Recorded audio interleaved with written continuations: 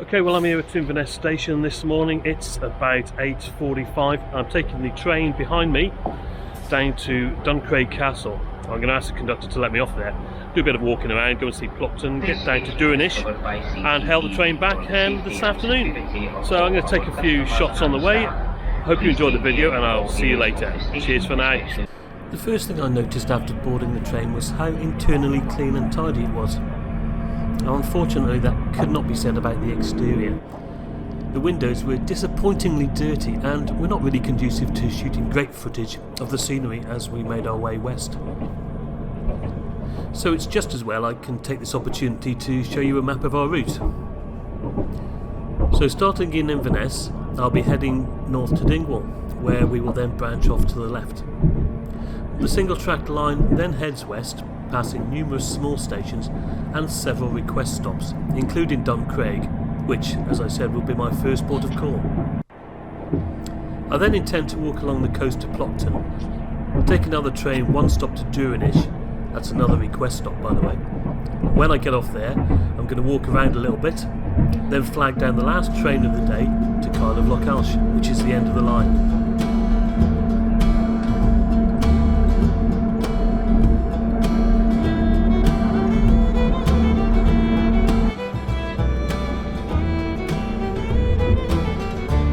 The standard units that Scotrail use on this line are 2-car class 158s.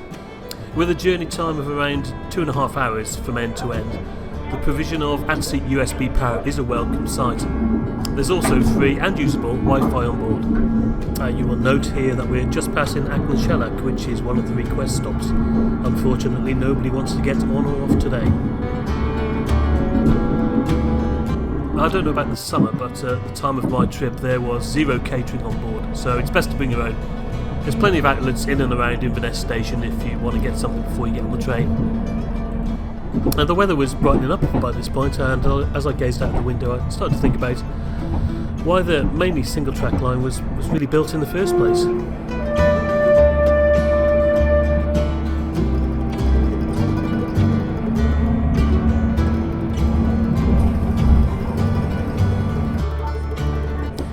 Construction of the line from Inverness was in 3 phases. The first section from Inverness to Dingwall opened in 1864, followed by the next section from Dingwall to Strome Ferry in 1870. The Strome Ferry on the south shore of Loch Carron was an obvious terminus at the time, enabling railway passengers to connect with the steamer service that would take them on to the Isles of Skye, Lewis and other mainland villages. The station buildings here were noticeably larger than other stations on this route. Up until 1970 there was also a regular ferry service to North Strome on the other side of the loch. The completion of the Strome Ferry bypass made that particular crossing unviable in the end.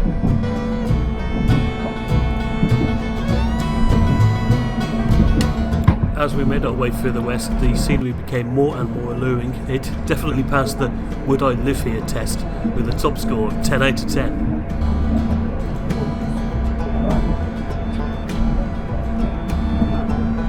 And just to complete our brief history of the line, the last section from Strome Ferry to Kyle of Lochalsh was completed in 1897. This section includes the request stop of Doncraig, where it was just about time to alight.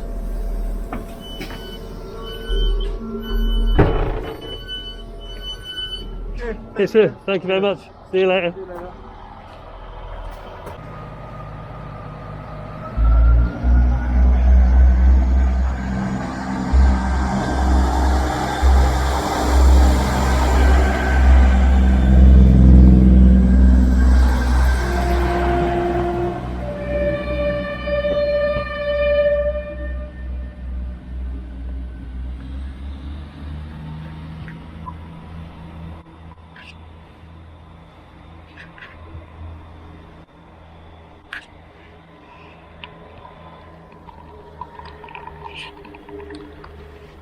Well, that is the train gone.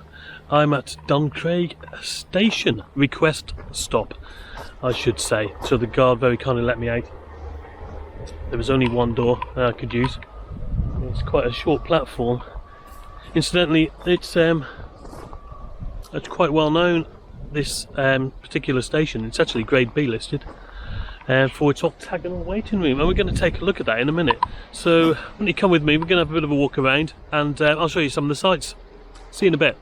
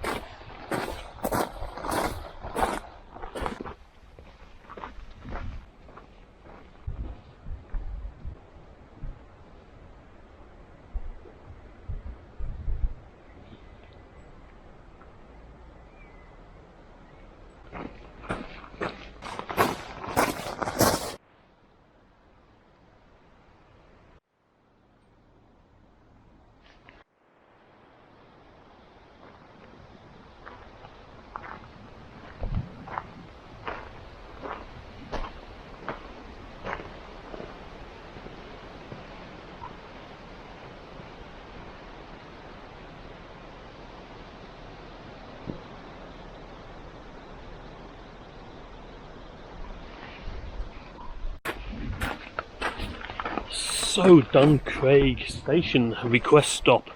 It was originally built for Duncraig Castle, which I believe is just past the bridge over there, and they tried to close it down twice. Once to the Beaching Cut, and once again in, I think it was the 1970s, might be the 90s, correct me if I'm wrong with that. And interestingly, the guys that used to drive the trains at the time refused to recognise this for 11 years and continued to stop at the platform. And I'm glad they do today, because otherwise I wouldn't have been able to get off. And I've got to say, there's nobody about. It's a fantastic place for solitude and silence if you like that kind of thing. I certainly do. There's some great views over there towards Plockton, which is where I'm going to be heading. So it looks like there's some blue skies around. Not too much rain now, although I have got changed, so we'll see how we go, and I'll see you in a little bit.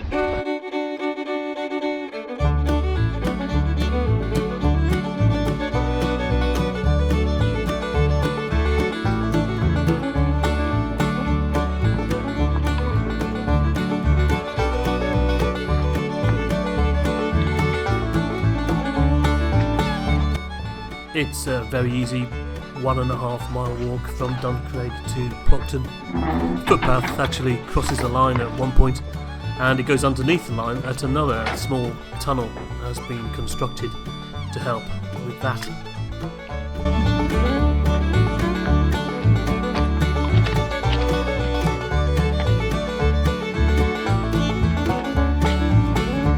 It was a little bit wet at the time of my visit, but the footpath is fine underfoot and is well signposted.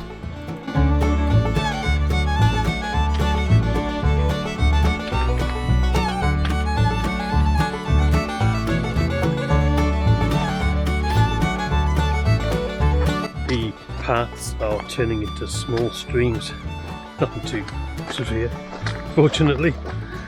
They're quite easily navigable. I'm about half a mile from Plockton. Looking forward to some sights of the loch as we drop down alongside it in the next few minutes. Whoops, nearly went there.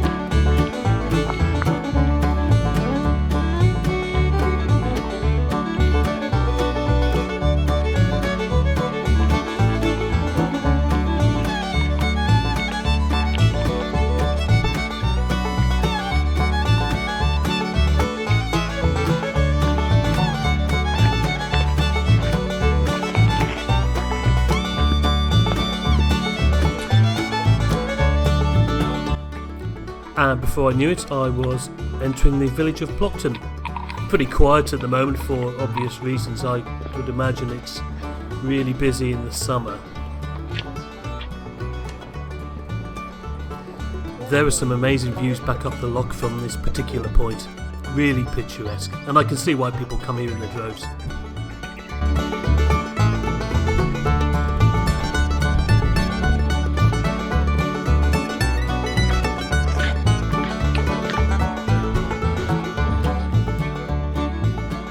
Well, that's Plockton for you. Very nice. It's got roads reasonably quiet, a few cars kicking about, but it's got a road and it's not really into roads today. I'm heading back to the station at Plockton. The plan is to catch a train to Kyle of Lochalsh and back out again to Duirinish, where there are no roads really, which is what I want. A bit of zen today, I think, and that's what I'm hoping to get, and then catch a later train back.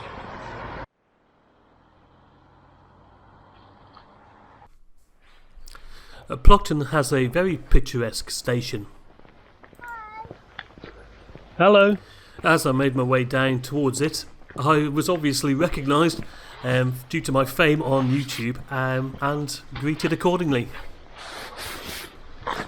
I noticed that the actual station building is one of these holiday let type things these days, which is a bit of a shame in a way. It would have been nice if it would have actually been kept for its original purpose. Anyway, it was back on the train, time for a quick hop down to the next station on the line, which was Duirinish.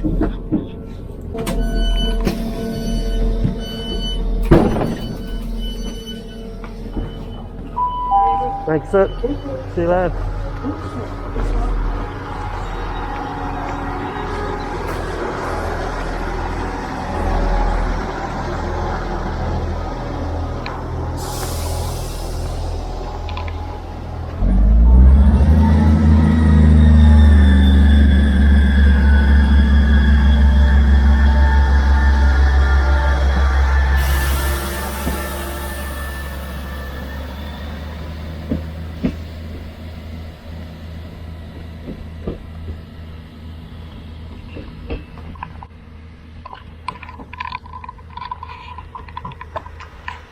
Duirinish, brilliant.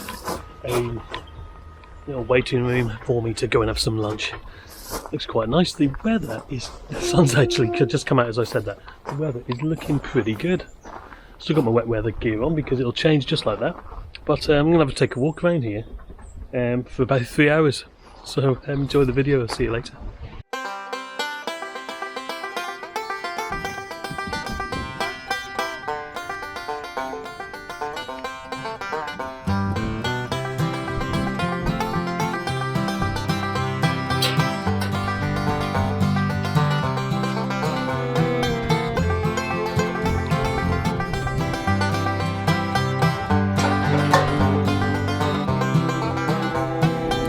I took a circular route north from Duirinish station, which took me first to a beautiful little bay called Port Barn, I think it's pronounced.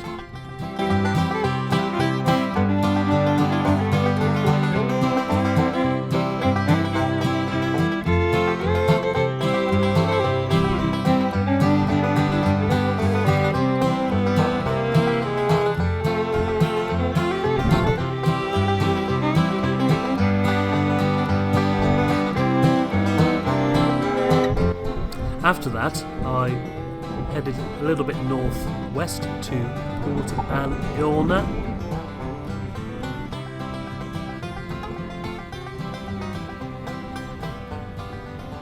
And then I made my way still in an anti-clockwise direction down to Port Cam, which was a beautiful little inlet.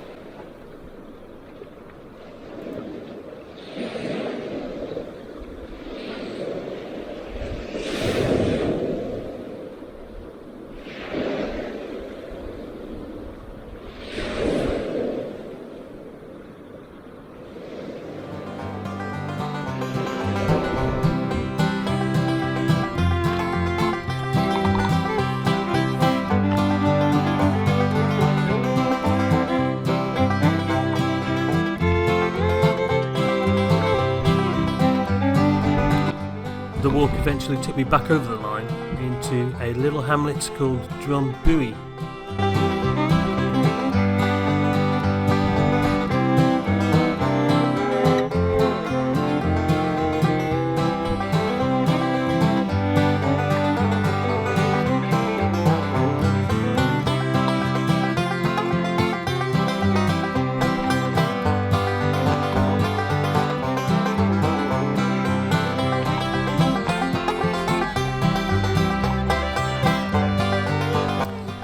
Before I knew it, I was back on the platform at Duirinish, waiting for the last train of the day west to the Kyle of Lochalsh.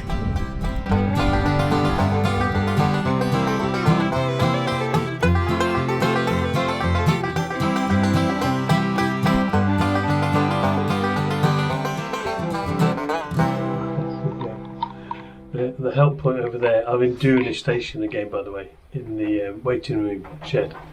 And I pressed it. I was expected to hear this recorded message of some timetables, and within about half a second this voice came through the speaker.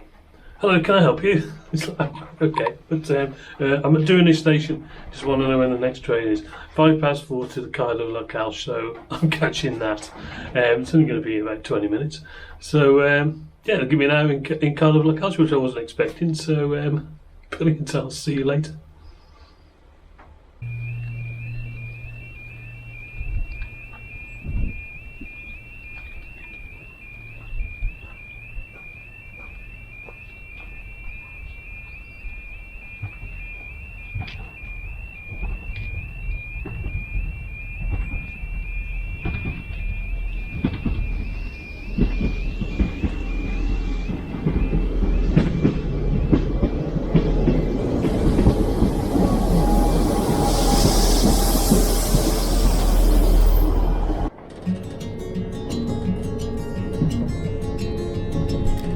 It took about 10 minutes to get from Duirinish to Kyle of Lochalsh, and again there was some fantastic scenery as the train hugged the coastline quite closely for its final few miles. And by this time the weather had deteriorated rapidly, and it was quite nice to get back on the train. All the trains I were on were quite warm and cosy. And here we are at our final destination, Kyle of Lochalsh, where the station is pretty much on the harbour side.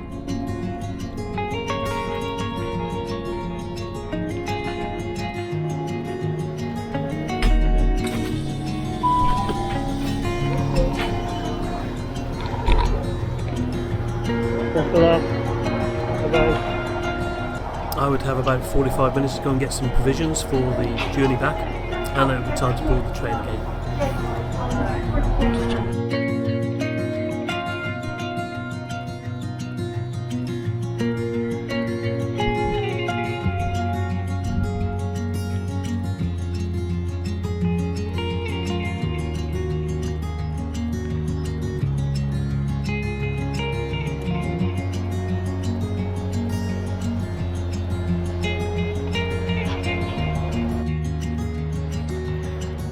Okay guys, and here we are at the end of the line, Kyle of Lochalsh. I've finally made it.